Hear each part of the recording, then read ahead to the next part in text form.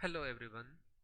पिछले वीडियो में हमने मिसलेनियस एक्सरसाइज ऑन चैप्टर 3 को स्टार्ट किया था और उसका फर्स्ट क्वेश्चन हमने कर लिया था। आज हम सेकंड क्वेश्चन से स्टार्ट करते हैं। Second question on page number 100।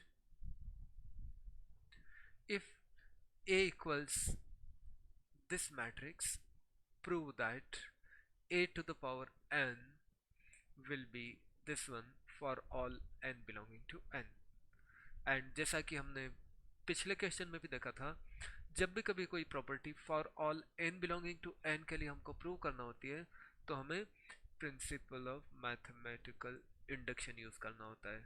तो जैसे ही आपको एक गिवन इंफॉर्मेशन मिलता है और प्रूव वाली information a to the power n type की दिखती है और उसमें n बिलोंग्स टू n है, ये चीज़ आपको समझ आ जाना चाहिए कि यहाँ पर मुझे principle of mathematical induction use करना है। इस टाइप के क्वेश्चंस इंडक्शन वाले बोर्ड एग्जामिनेशन में आपसे 6 मार्क्स के लिए पूछे जाते हैं, तो इसको अच्छे से प्रिपेयर करेंगे। और यहाँ पर हम जस्ट इंडक्शन की सारी स्टेप्स ले लेते हैं। इंडक्शन की फर्स्ट स्टेप में let p of n be the given statement. Let p of n be the statement that a to the power n equals this. और इंडक्शन की फर्स्ट स्टेप में हमें प्रूव करना है कि p ऑफ 1 इज़ ट्रू। क्या करते हैं, इक्वेशन नंबर 2 में हम n इक्वल टू 1 ले लेंगे और n इक्वल टू 1 लेने के बाद में हमारा LHS तो हो जाएगा a to the power 1 that is a, और RHS में n इक्वल टू 1 लेंगे तो RHS बन जाएगा all ones in the matrix that is again a, therefore LHS equal to RHS। हमारा p ऑफ 1 ट्रू हो गया है। इंडक्शन की फर्स्ट स्टेप कंप्लीट हुई। सेकंड स्टेप में हमको एज्यूम करना होता है कि p of k is true. p of k लाने के लिए अगेन p ऑफ n के अंदर आप हर एक n को k से रिप्लेस करते हैं। तो let p of k be true where p of k is this matrix, p of k is this statement. और p ऑफ k को एज्यूम करने के बाद में using this p of k हमको प्रूव करना होता है p of k plus 1 is true. याद आ रहा होगा आपको, हर एक इंडक्शन के क्वेश्चन में हमारी सेम स्टेप्स होती हैं, यही वाली स्टेप्स होती हैं। p ऑफ k मैंने एज्यूम कर लिया है और इस p ऑफ k को यूज़ करके मुझे p of k plus 1 prove करना है। p ऑफ k प्लस 1 होगा क्या, उसको हम पहले यहाँ पर नोट कर लेते हैं। p ऑफ k प्लस 1 लाने के लिए आपको अगेन p ऑफ n पर जाना पड़ेगा इक्वेशन नंबर 2 में, और वहाँ से हर एक n को आपको रिप्लेस करना होगा k प्लस 1 से। ऐसा करेंगे तो आपको p ऑफ k प्लस 1 मिलेगा, जो कि ये वाला स्टेटमेंट होता है। अब आप LHS से स्टार्ट कर लें और इस LHS को प्रूव करने के लिए आपको इक्वेशन नंबर 3 का यूज़ करना है, यानी LHS को आपको a to the power k के फॉर्म में एक्सप्रेस करना है। कैसे करेंगे, a to the power k plus 1 can be written as a to the power k into a to the power 1। यहाँ पर आप a to the power k की वैल्यू पुट करेंगे इक्वेशन नंबर 3 से। और जब आप a to the power k की वैल्यू पुट कर लेते हैं, a to the power k का वैल्यू ये वाला मैट्रिक्स यहाँ पर पुट कर लेते हैं, a टू द पावर 1 का वैल्यू गिवन से पुट कर लेते हैं दिस वन। अब आपको जस्ट मैट्रिक्स मल्टीप्लिकेशन करना है। मैट्रिक्स मल्टीप्लिकेशन हम बहुत बार कर चुके हैं, अब तक सबको अच्छे से याद हो गया होगा। फर्स्ट मैट्रिक्स मेरा ऑर्डर 3x3 का है, सेकंड भी 3x3 का है, और जब इन दोनों को मल्टीप्लाई करेंगे तो फाइनल रिजल्ट भी 3x3 का मिलेगा। और उसका हर एक एलिमेंट लाने के लिए मुझे उसके एलिमेंट्स का जो एड्रेस होता है लाइक A11 A12 उसके हिसाब से जाना होता है। फर्स्ट एलिमेंट इज A11, उसके लिए मुझे फर्स्ट रो इधर से उठाना है, फर्स्ट कॉलम इधर से उठाना है, कॉरिस्पॉन्डिंग एलिमेंट्स को मल्टीप्लाई करके यहाँ पर लिखना है। सेकंड प्लेस के लिए मुझे फर्स्ट रो इधर से लेना होगा, सेकंड कॉलम इधर से लेना होगा और इनको मल्टीप्लाई करना होगा लाइक दैट। सारे एलिमेंट्स आप लिख लेंगे और आपको मालूम पड़ेगा कि हर एक एलिमेंट सेम आता है। अब इन चीज़ों को जस्ट आपको ऐड करना है। सबको पता है x प्लस एक्स करें तो 3x हो जाता है। इसी टाइप से अगर आप 3 to the power k minus 1 plus 3 to the power k minus 1 plus 3 to the power k minus 1 3 times करते हैं तो वो 3 times 3 to the power k minus 1 हो जाएगा, और वो बन जाएगा आपका 3 टू द पावर k। इसको यूज़ करके जो आप LHS के अंदर ये वैल्यू लेकर के आए थे इक्वेशन 4 में, इक्वेशन 4 के अंदर आपका LHS इक्वल टू दिस बन जाता है, दैट इज़ द RHS। और जब ये LHS इक्वल टू RHS हो गया है, कुछ स्टूडेंट्स यहीं पर छोड़ देते हैं, नहीं छोड़ना है प्लीज़। इसके बाद में आपको 2 सेंटेंस और लिखना पड़ेंगे। therefore p of k plus 1 is true whenever p of k is true। अच्छे से लर्न कर लीजिए, हर इंडक्शन क्वेश्चन में लिखना होता है। और उसके बाद में फिर आपको लिखना होगा therefore by principle of mathematical induction p of n is true for all n belonging to n, यानी कि all natural numbers n। इस तरीके से आप इंडक्शन के क्वेश्चंस करते हैं। 2 क्वेश्चंस मैंने आपको करके बता दिए हैं। आप होमवर्क में अब क्वेश्चन नंबर 3 करेंगे पेज नंबर 100 से, और एग्जाम्पल नंबर 26 भी करेंगे कि पेज नंबर 98 से। इसके बाद में एक और क्वेश्चन है हमारे पास, 12th क्वेश्चन। बीच वाले दूसरे क्वेश्चंस भी हम करेंगे, लेकिन अभी 12th ले रहे हैं क्योंकि 12th का भी प्रोसीजर इसी से मिलता जुलता है। 12th क्वेश्चन उठा रहे हैं हम पेज नंबर 101 से।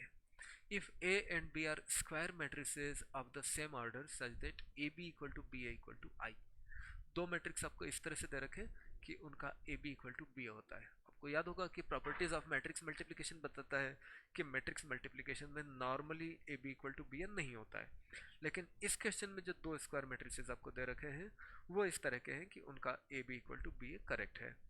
आपको प्रूव करना है बाय इंडक्शन दैट अगर ऐसा इक्वेशन नंबर 1 जैसा करेक्ट है तो A B to the power N will be B to the power N A. Induction use करके ये कंडीशन प्रूव करना है। ये कंडीशन भी हमेशा प्रूव नहीं होगी, ये तभी प्रूव होगी अगर इक्वेशन नंबर 1 करेक्ट है तो। फर्दर इससे आगे बढ़ करके इसको यूज करके आपको ये भी प्रूव करना है कि A B whole raised to the power N will be A to the power N B to the power N for all N belonging to N. Again ये वाला चीज भी अंडर दिस कंडीशन ही prove होगा, और इसको prove करने के लिए आपको इसका भी यूज करना है, इसलिए लिखा है फर्दर, इससे आगे बढ़ते हुए आपको इसकी हेल्प लेकर के ये भी प्रूव करना है। तो यहाँ पर हमको इंडक्शन दो बार यूज करना पड़ेगा। पहली बार इंडक्शन यूज करके आपको ये वाला स्टेटमेंट प्रूव करना है, एंड इसकी हेल्प लेकर के अगेन इंडक्शन यूज करके आपको ये वाला स्टेटमेंट भी प्रूव करना है। थोड़ा सा ध्यान से देखेंगे समझ आ जाएगा, बहुत सिंपल क्वेश्चन है। क्योंकि पहले मुझे इंडक्शन इसके ऊपर यूज करना है, इसके लिए मैं इंडक्शन स्टार्ट कर रहा हूँ। Let P of N be the given statement. इस स्टेटमेंट को मैंने पी ऑफ एन ले लिया है, और फर्स्ट स्टेप ले लेता हूँ इंडक्शन का। To prove P of one is true, इसमें मैंने एन इक्वल टू वन लूंगा। एन इक्वल टू वन लूंगा तो A B to the power one equal to B to the power one A, यानी A B equal to B मिला, वो की correct है बाई इक्वेशन नंबर 1 से।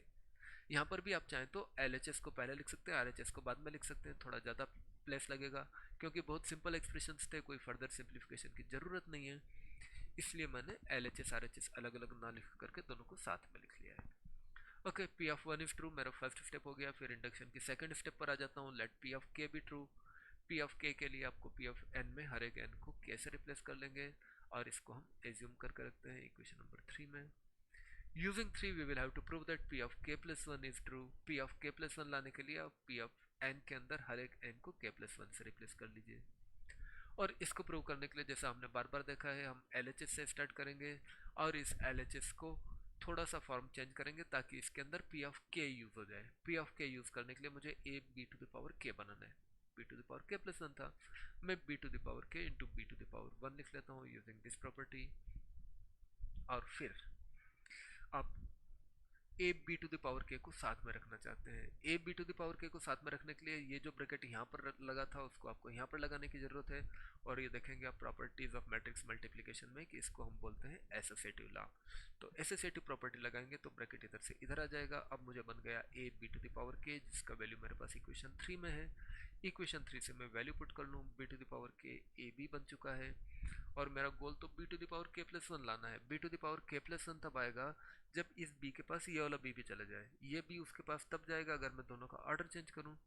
Order change करने के लिए पहले तो मैं वापस से एसोसिएटिव प्रॉपर्टी यूज करके ए एंड बी को साथ में रख लूंगा, और A B equal to B A by one use कर लेता हूँ, तो ये बी टू द पावर के और बी साथ में चले जाते हैं। अगेन ब्रैकेट का प्लेस चेंज करते हैं यूजिंग एसोसिएटिव प्रॉपर्टी, और ये बन जाता है B to the power K plus one A. R H S मिल गया, आपका मेन सेकेंड स्टेप फिनिश हो गया है।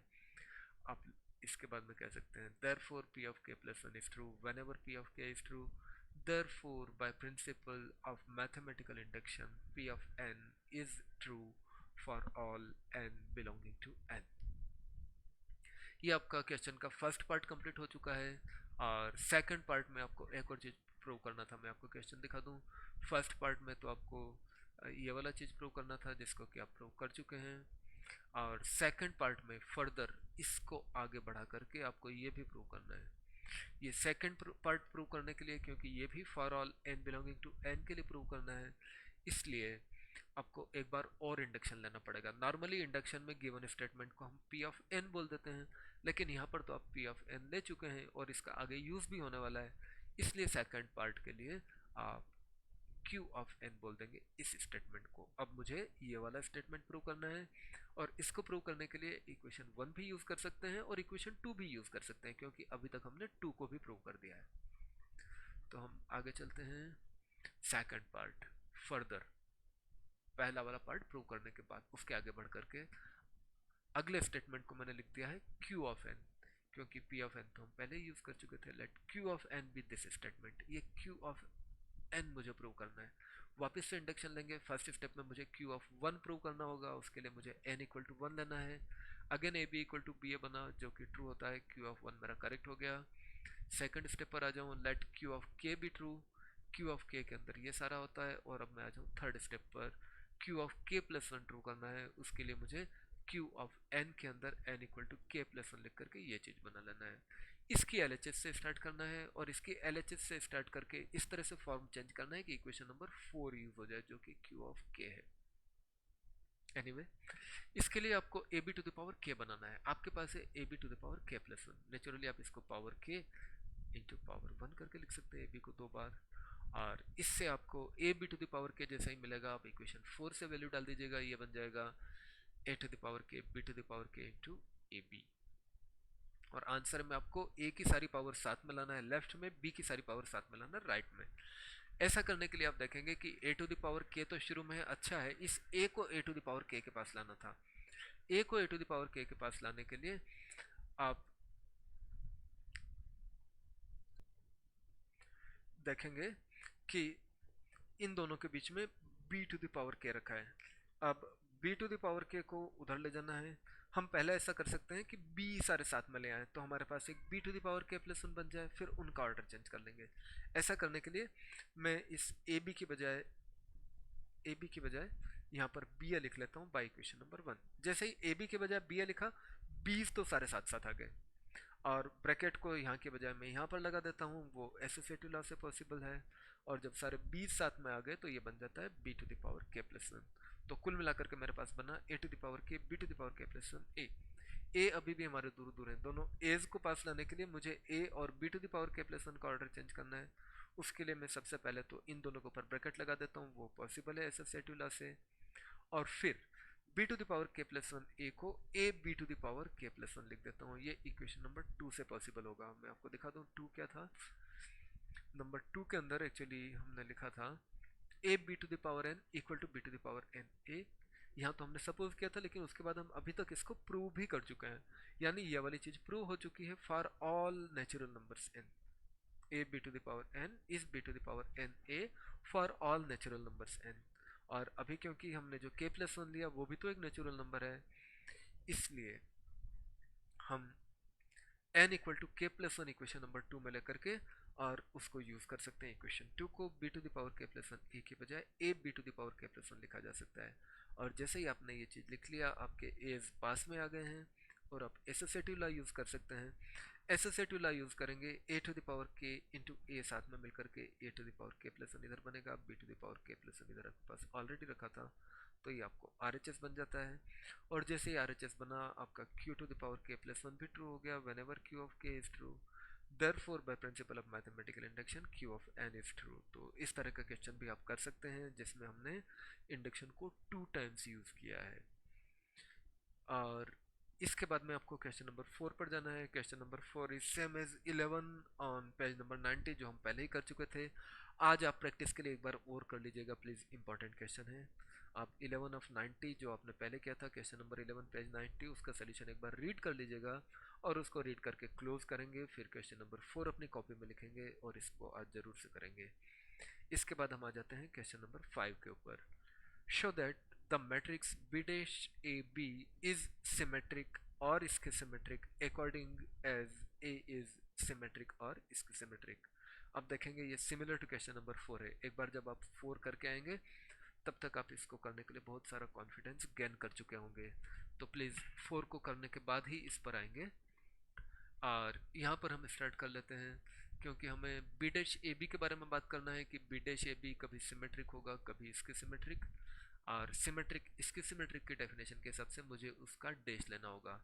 पहला चीज़ मैं क्या करूँ, जैसा क्वेश्चन 4 में किया था, बी डैश ए बी को एक सिंगल नेम दे देता हूँ पी। और फिर सिमेट्रिक इसके सिमेट्रिक चेक करने के लिए मुझे पी डैश निकालना होगा। P dash will be B dash A B the whole dash अब होल्डेज की प्रॉपर्टी मेरे पास प्रोडक्ट ऑफ टू मैट्रिसेस के लिए है, थ्री के लिए नहीं है। इसलिए मैं क्या करता हूँ, एसोसिएटिव लॉ यूज करके ए एंड बी को टुगेदर एक सिंगल ब्रैकेट में रख लेता हूँ। उसको सिंगल ब्रैकेट में रखने के बाद में अब मैं X Y the whole dash equal to Y dash X dash वाली प्रॉपर्टी यूज करने की कोशिश करूंगा, और उस प्रॉपर्टी को यूज करूंगा मैं ए बी के ऊपर, और उससे पहले मैं यूज करूंगा इस एक्स वाई के ऊपर। पहले मैंने बी डैश को एक्स सपोज कर लिया, ए बी को वाई सपोज कर लिया। अब आपको बना X Y the whole dash, क्या बनेगा, Y dash X dash. Y था मेरा ए बी होल डैश, और एक्स था मेरा बी डैश, तो बी डैश होल डैश। इसके बाद में यही वाली प्रॉपर्टी मैं A B the whole dash के लिए यूज कर लूंगा, बी डैश ए डैश बन जाएगा, और X dash the whole dash equal to X लेकर के B dash the whole dash B बन जाता है। और इस तरह से मुझे मिल जाता है P dash equal to B dash A dash B. Okay, अब इसका सिमेट्रिक है, इसकी सिमेट्रिक चेक करने के लिए मुझे ए के ऊपर कंडीशन से अप्लाई कर लेते हैं। केस फर्स्ट में अपन सपोज करते हैं कि अगर ए सिमेट्रिक हो तो ए डैश इक्वल टू ए हो जाएगा। इसको मैं टू में यूज कर लूँ तो P dash equal to B dash A B हो जाएगा, यानी कि पी हो जाएगा बाई इक्वेशन नंबर 1। और इस तरह से पी भी सिमेट्रिक आ जाएगा। हमको क्वेश्चन में ऐसे लिखा था कि show that this means P is symmetric और skew symmetric according as A is symmetric और इसके सिमेट्रिक। अगर A सिमेट्रिक तो P symmetric, A skew symmetric तो P skew symmetric. First part तो हम प्रूव कर चुके हैं। सेकंड पार्ट में हम एज्यूम करते हैं कि A इज इसके सिमेट्रिक। अगर A इसके सिमेट्रिक हो तो by definition A dash equal to minus A होगा। सिमेट्रिक इसके सिमेट्रिक की डेफिनेशंस आप नेचुरली डेफिनेशंस वाली प्लेलिस्ट में जा कर के और एक अप्रोप्रिएट वीडियो सेलेक्ट करके वहाँ से चूज कर सकते हैं। अगर आप भूल चुके हैं तो रिवाइज कर लें वहाँ से। ए को इसके सिमेट्रिक लेते हैं तो A dash equal to minus A आएगा, and using it in two आपको बन जाएगा P dash equal to minus B dash A B, यानी P dash equal to minus P. अगर आपका P dash equal to minus P मिलता है मतलब P is skew symmetric. That completes the proof. इसके बाद में हम आ जाते हैं एग्जाम्पल नंबर 27 के ऊपर। एग्जाम्पल 27 हम कर रहे हैं क्योंकि इस टाइप का कोई क्वेश्चन हमारे पास में एक्सरसाइज क्वेश्चंस के अंदर नहीं है, और ये इंपॉर्टेंट क्वेश्चन है। इसका मेथड भी थोड़ा सा अलग जाता है।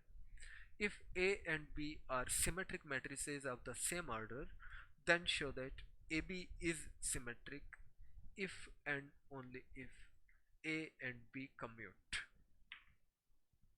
अगर ए बी दोनों सिमेट्रिक मैट्रिसेस हों, सेम ऑर्डर के हों, तब आपको शो करना है कि ए बी सिमेट्रिक होगा if and only if A and B commute. A and B commute का मतलब होता है ए एंड बी कम्यूट का मतलब होता है A B equal to B A. Commute मतलब actually they follow commutative law. Commutative law होता है A B equal to B A. If and only if आपने लास्ट ईयर मैथमेटिकल रीजनिंग में learn किया होगा, उसका यूज करना है। इफ एंड ओनली इफ का मतलब होता है double implication. First statement implies second and also second implies first statement. Okay, तो पहला चीज तो आप ए एंड बी को symmetric matrices of the same order ले लीजिए।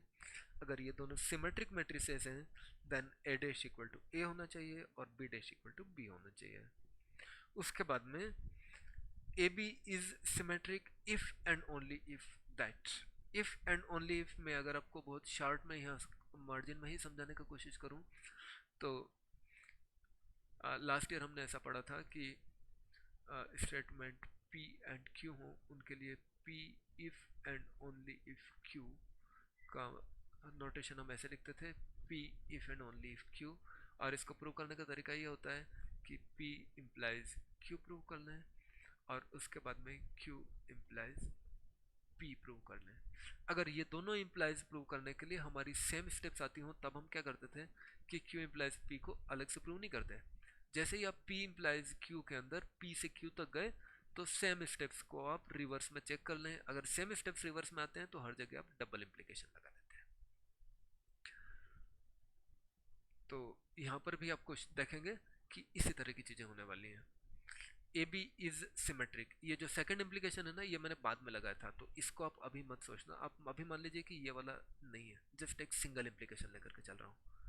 ए डैश इक्वल टू ए मेरा मिल चुका है, B dash equal to B मिल चुका है। अब A B is symmetric, A B is symmetric implies, मैं जस्ट फॉरवर्ड में जा रहा हूँ, शायद मुझे P implies Q, Q implies P अलग अलग करना पड़े, ऐसा सोच करके मैं फॉरवर्ड में जा रहा हूँ।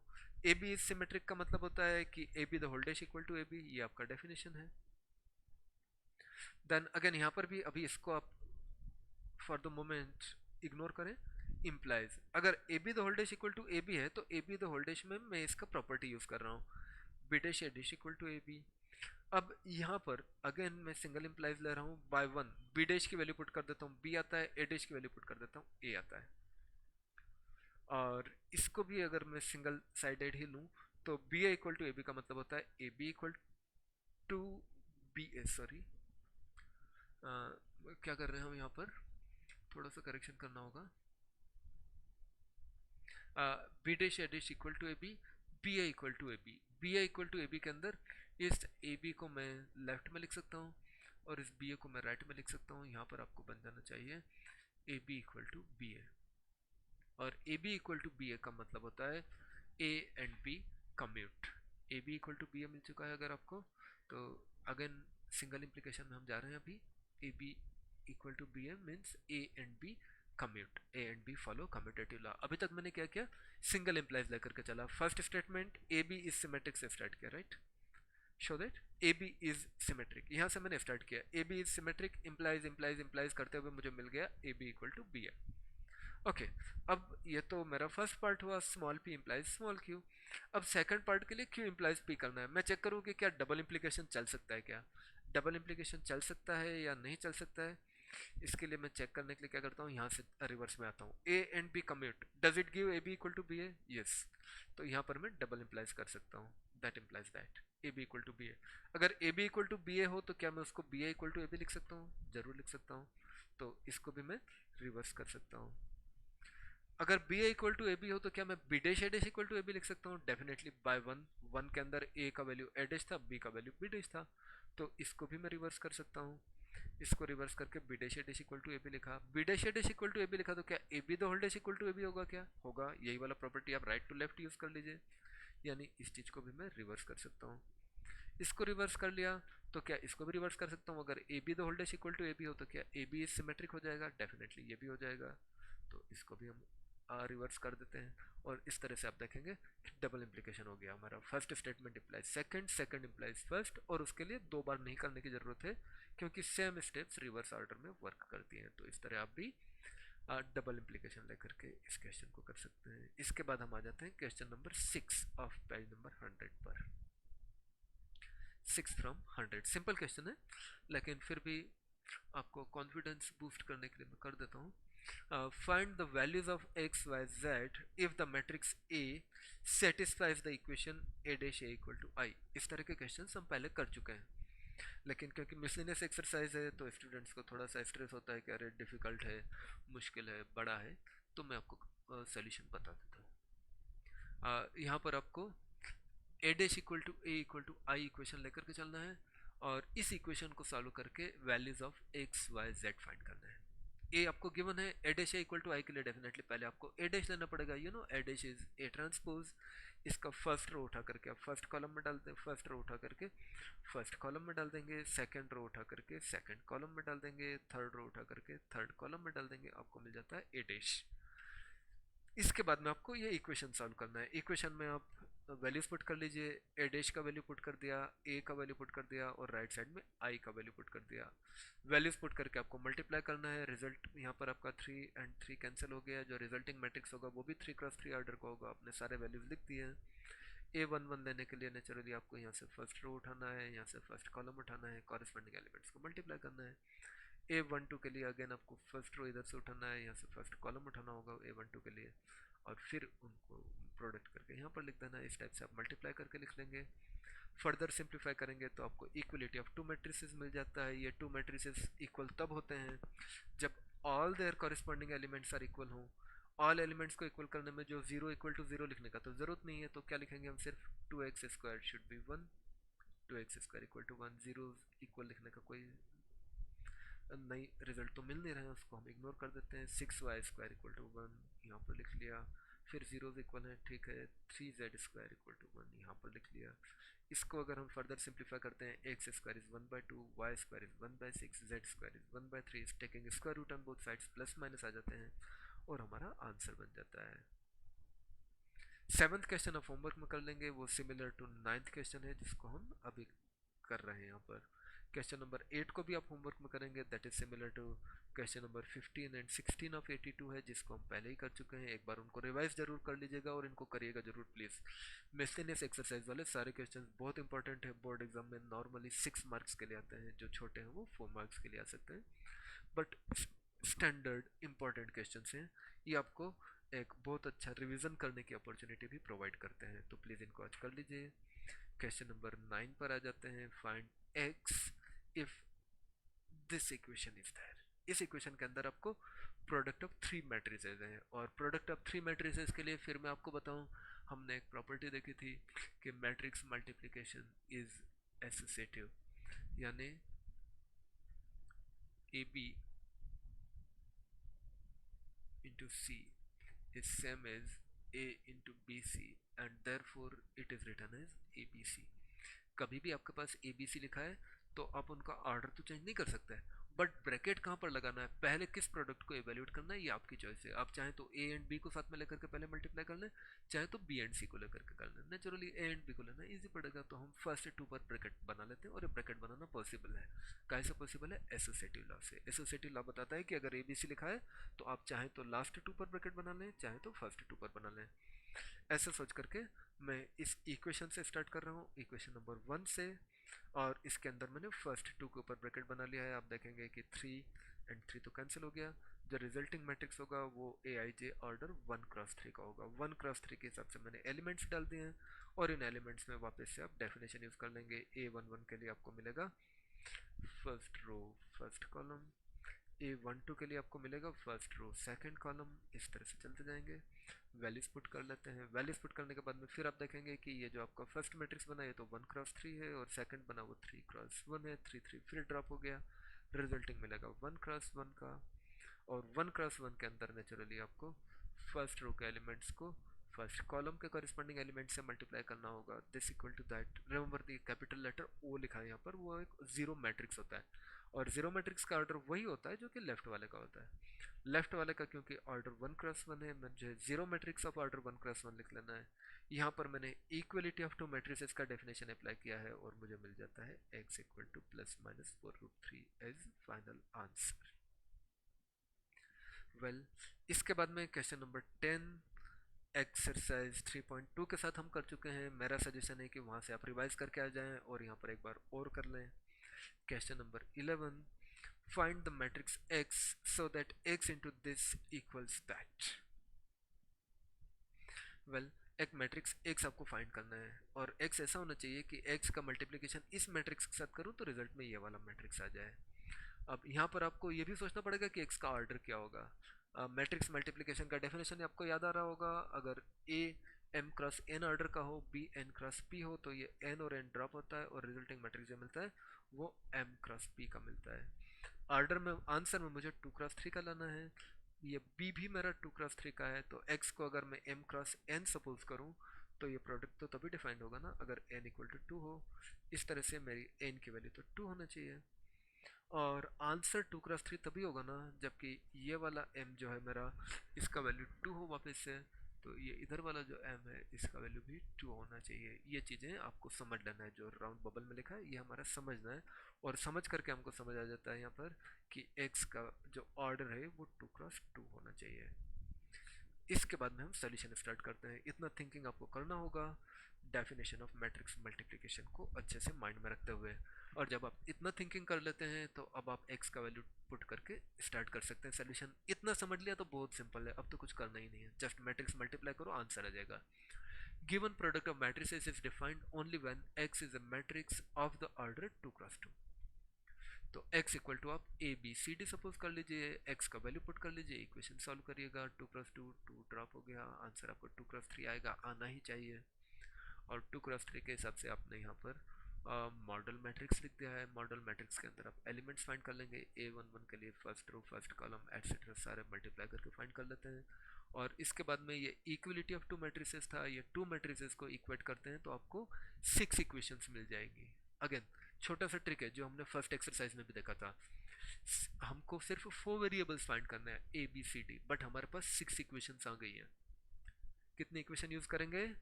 ऑल 6, सभी को यूज करना पड़ेगा। ये आपका चॉइस है, कोई सी भी 4 इक्वेशंस को यूज करके आप 4 अननोन्स फाइंड कर लीजिए, बट उन वैल्यूज को रिमेनिंग 2 में डाल के आपको चेक करना पड़ेगा। अगर रिमेनिंग 2 इक्वेशंस भी सेटिस्फाई हो रही हैं तभी आपको डिजायर्ड मैट्रिक्स मिल रहा है। अगर रिमेनिंग 2 इक्वेशन सेटिस्फाई ना हो तो it is not possible to find. First exercise में जाइएगा, वहां पर एक क्वेश्चन हमने ऐसा किया था। कॉन्सेप्ट प्लीज क्लियर कर लीजिए, सारी इक्वेशंस यूज करना पड़ेंगी।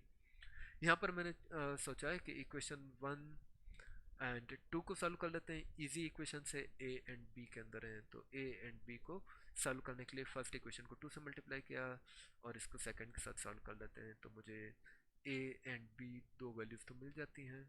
और जैसे ये 2 वैल्यूज मिली, इसको 3 में पुट करके चेक करते हैं, करेक्ट आता है तो सेटिस्फाई हो गया। ए एंड बी तो इतना ही होना चाहिए क्योंकि ए एंड बी उनकी तीनों इक्वेशंस को सेटिस्फाई कर रहे हैं। अब उसके बाद में हम आ जाते हैं सी डी के ऊपर। सी डी के लिए अगेन आप इक्वेशन नंबर 4 एंड 5 को सॉल्व करेंगे। 4 एंड 5 को सॉल्व करके उनको 6 में पुट करके चेक करेंगे, वो भी सेटिस्फाई हो रही है, तब आपका सी एंड डी भी करेक्ट आ जाते हैं क्योंकि वो भी उनकी तीनों इक्वेशंस को सेटिस्फाई कर रहे हैं। इस तरह हमने ऑल 6 इक्वेशंस को यूज कर लिया।